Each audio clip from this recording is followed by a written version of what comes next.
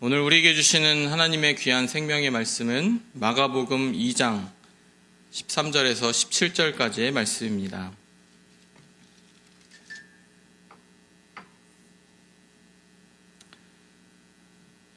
신약성경 55면 마가복음 2장 13절에서 17절까지의 말씀, 우리 한 절씩 교독하도록 하겠습니다. 예수께서 다시 바닷가에 나가심에 큰 무리가 나왔거늘 예수께서 그들을 가르치시니라.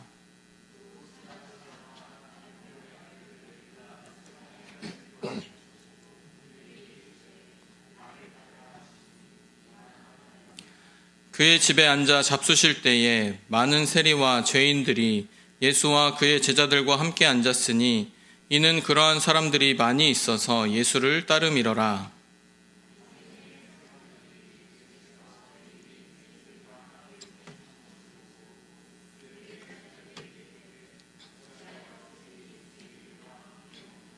함께 읽겠습니다. 예수께서 들으시고 그들에게 이르시되 건강한 자에게는 의사가 쓸데없고 병든 자에게라야 쓸데있느니라. 나는 의인을 부르러 온 것이 아니요 죄인을 부르러 왔노라 하시니라. 아멘. 오늘도 말씀 가운데, 우리의 기도 가운데 살아 역사하실 하나님을 우리가 만나기를 소망합니다.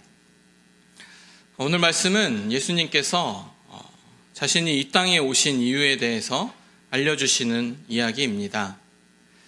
예수님께서 길을 가시다가 이 세관에 앉아있는 레위를 보시고 그를 제자로 부르셨습니다.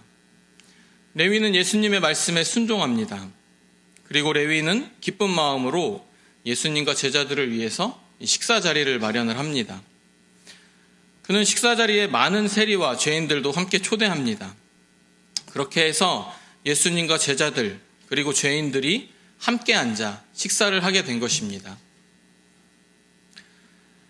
이를 보고서 바리새인의 서기관들이 제자들에게 묻습니다. 어찌하여 세리 및 죄인들과 함께 먹는가? 예수님께서 그들의 말을 들으시고 답하십니다. 나는 의인을 부르러 온 것이 아니라 죄인을 부르러 왔다. 이렇게 말씀하시죠. 예수님을 모르는 사람이 들으면은 예수님이 마치 범인을 잡으러 온 형사인 줄 알 수도 있습니다. 그런데 예수님께서 죄인을 부르시는 것은 그 죄인을 정죄하고 형벌에 처하려고 하심이 아니라 도리어 그 반대입니다. 죄로부터 구원하시기 위함이십니다. 예수님은 그 당시 죄인이라고 여겨졌던 이 세리, 이 레위를 제자로 부르시며 이를 몸소 보여주셨고 그 당시 죄인이라고 여겨지던 사람들과 함께 앉아서 식사를 하셨습니다. 오늘 말씀을 통해서 우리는 죄인을 부르러 오신 예수님을 보게 됩니다. 그리고 예수님이 부르신 그 죄인이 바로 저와 여러분이라는 사실도 깨닫게 됩니다.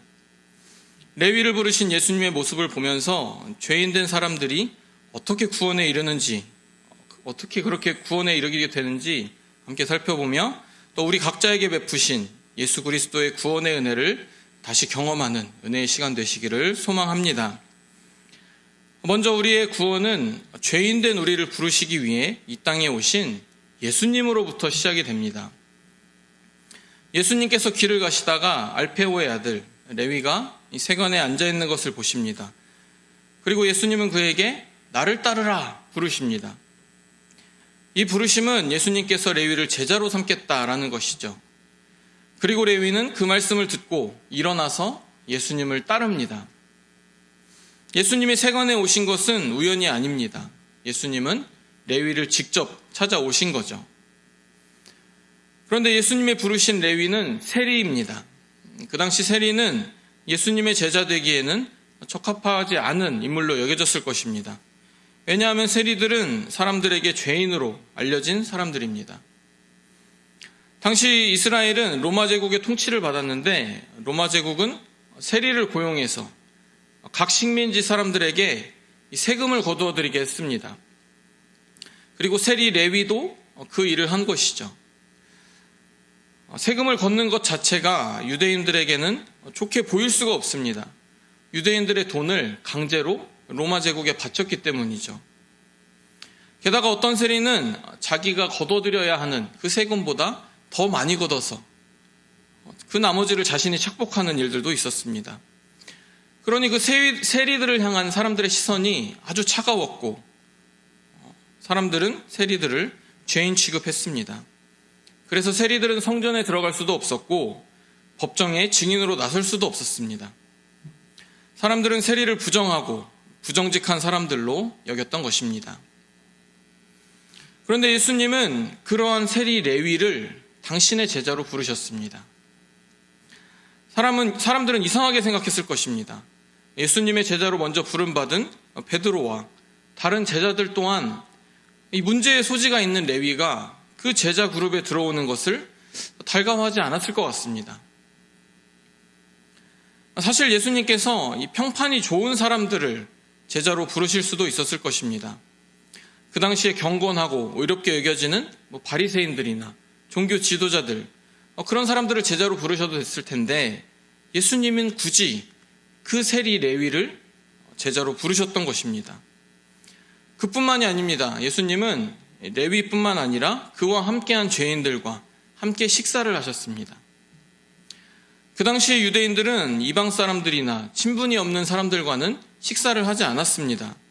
더군다나 죄인들과 함께 식사한다는 것은 오히려 금기시된 일이었습니다. 자기 자신도 이 부정한 부류에 속하기 때문이죠. 오늘날에도 사람들은 이 사회적으로 덕망이 있고 권세 있는 사람들을 가까이 하려고 하지 평판이 좋지 못하거나 행실이 바르지 않은 사람들과는 함께 어울리려고 하지 않습니다. 그런데 예수님은 다르셨습니다. 예수님은 이 죄인들에게 먼저 다가가셨습니다. 예수님은 제자들을 어떤 종교적 엘리트 집단으로 만들고자 하신 것이 아니라 예수님은 죄인을 부르셔서 그들을 구원하시고 구원의 복음을 전하는 그러한 자들로 세우시고자 그들을 찾아오신 것입니다. 저와 여러분도 예수님의 부르심의 은혜를 받은 사람입니다.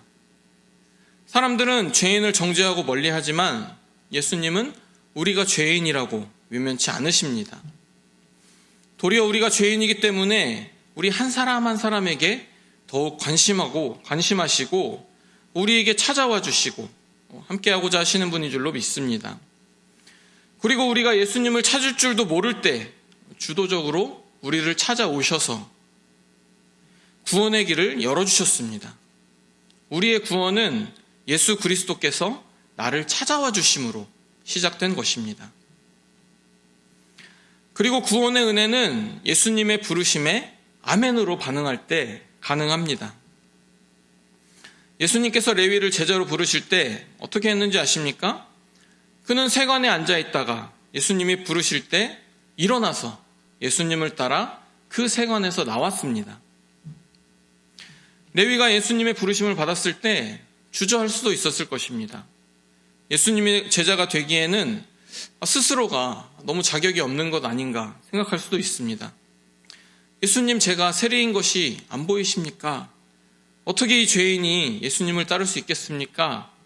이렇게 자신의 모습을 부끄러워하면서 정중하게 그 부르심을 거절할 수도 있었을 것입니다. 그럼에도 불구하고 세리 레위가 예수님의 그 부르심에 일어나서 예수님을 따른 것은 그동안 따르던 것을 포기하고 예수님을 따르기로 결심했기 때문입니다. 그동안 그는 재물을 따라서 살았습니다. 사람들이 자신을 죄인이라고 조롱해도 그가 세리를 그만두지 않고 그 일을 했던 것은 그 일을 함으로써 얻게 되는 그 돈을 포기할 수 없었기 때문입니다.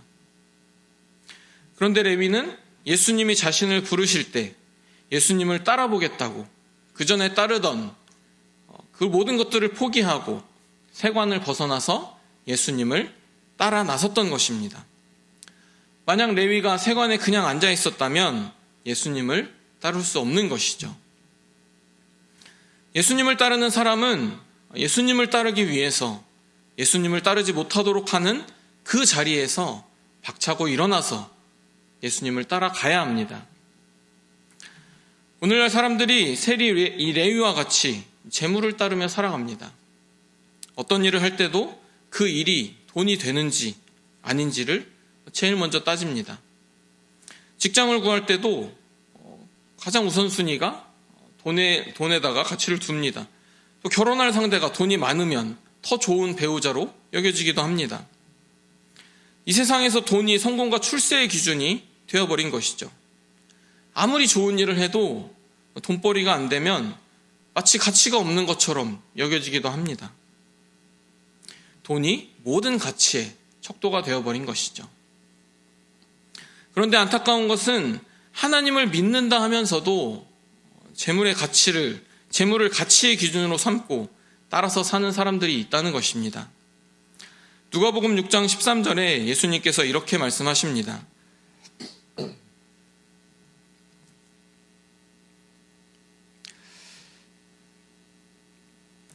집 하인이 두 주인을 섬길 수 없나니 혹 이를 미워하고 저를 사랑하거나 혹 이를 중히 여기고 저를 경히 여길 것임이니라. 너희는 하나님과 재물을 겸하여 섬길 수 없느니라. 아멘. 너희는 하나님과 재물을 겸하여 섬길 수 없느니라 라고 가르쳐 주셨습니다.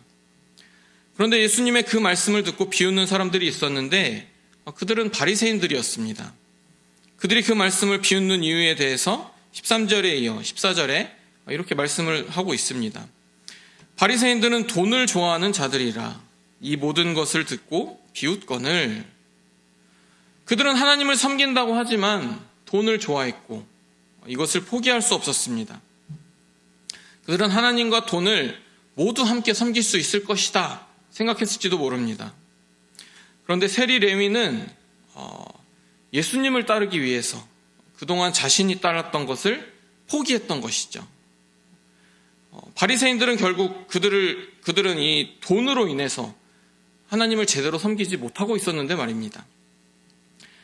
그렇다면 저와 여러분은 예수님을 따르기 위해서 무엇을 버렸습니까? 혹시나 버리는 것이 아니라 레위와는 반대로 더 세상적인 무언가를 얻기 위해서 예수님을 따르려고 하는 것은 아닙니까? 예수님을 따른다라는 것은 내가 그동안 따랐던 것을 포기함을 의미합니다. 그리고 예수님만을 따라 그 말씀대로 순종하면서 살아가는 것을 말합니다. 우리가 예수님을 따른다 하면서도 과거에 죄악된 자리에 앉아 있다면 우리는 예수님을 제대로 따를 수가 없는 것입니다. 세리 레위와 같이 예수님이 부르실 때 내 과거의 죄의 자리를 뒤로 하고 예수님을 따르는 그 결단이 있어야 합니다. 마지막으로 예수님은 당신이 부르신 죄인들을 고쳐주시고 구원의 자녀로 변화시켜주시는 분이십니다.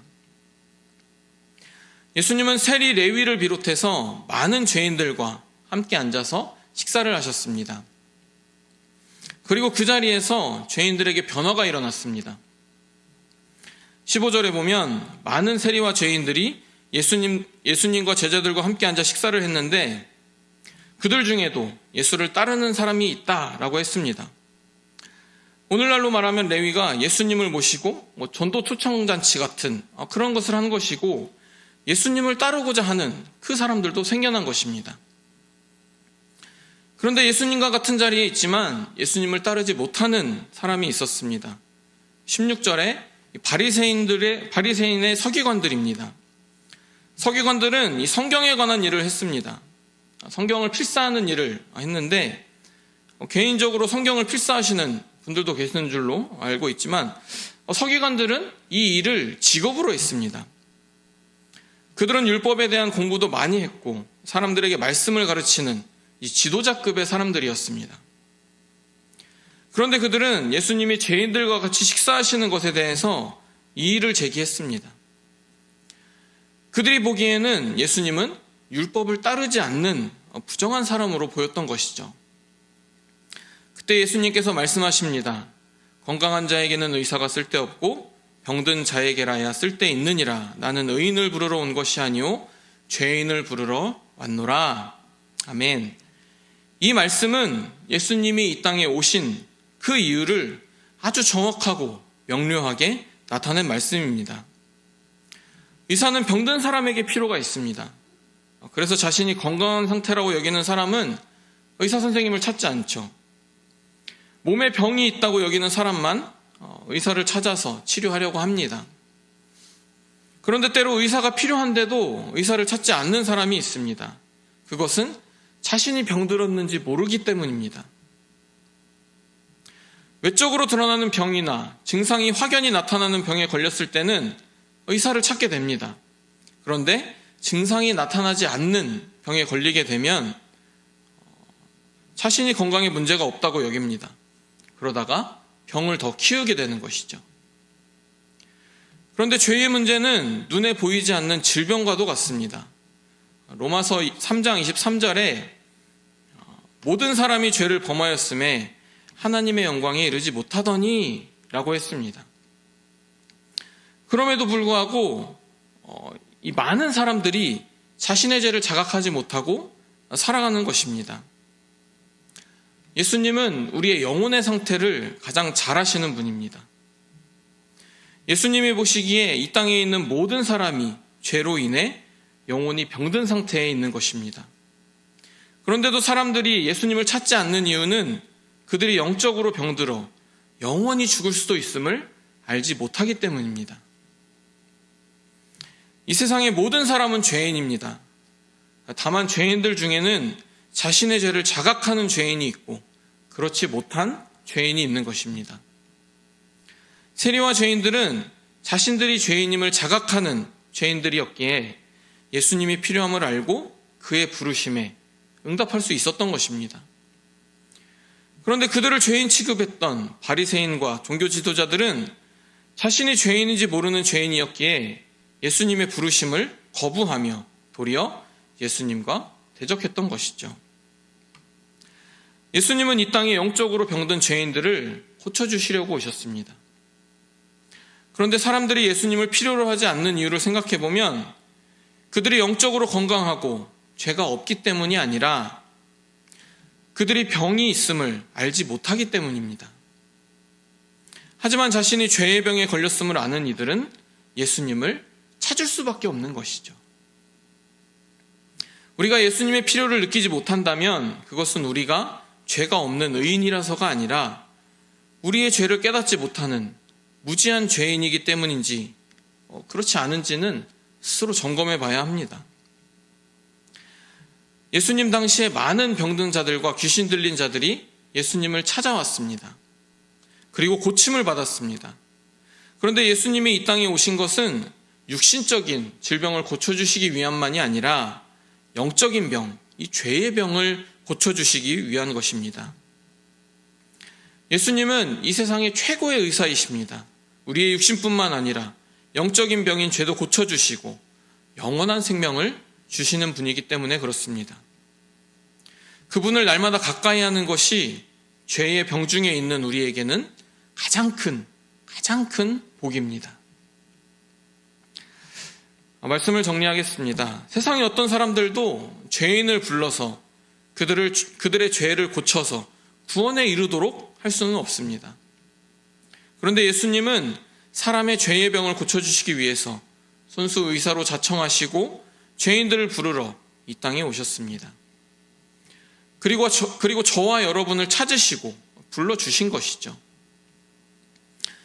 앞서 말씀드렸지만 로마서 3장 23절에는 모든 사람이 죄를 범해서 하나님의 영광에 이를 수가 없다라고 했습니다.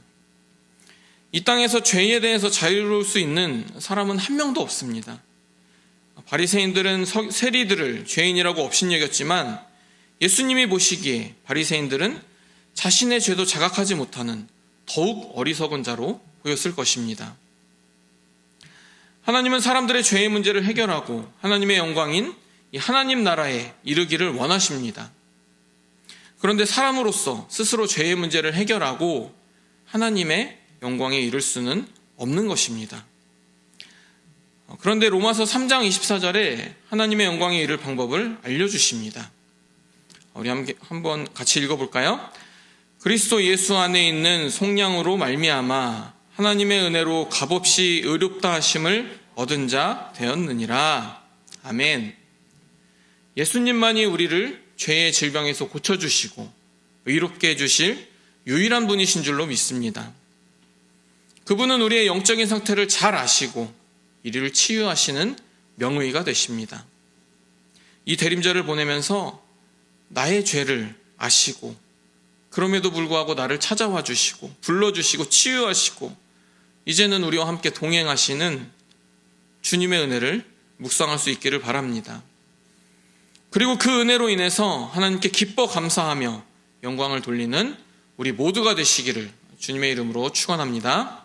은혜와 자비가 풍성하신 하나님 아버지, 말씀과 기도로 주님께 나아가게 하심 감사합니다. 오늘 이 금요 기도 가운데 각자의 형편과 사정, 말로 다하지 못한 기도의 제목들을 주님께 올려드렸사오니 우리의 부르짖음을 외면하지 않으시는 주님께서 가장 선한 방법과 가장 좋은 때에 응답하여 주시옵소서. 죄인을 구하려 이 땅에 오신 우리 주 예수 그리스도의 이름으로 기도하옵나이다. 아멘.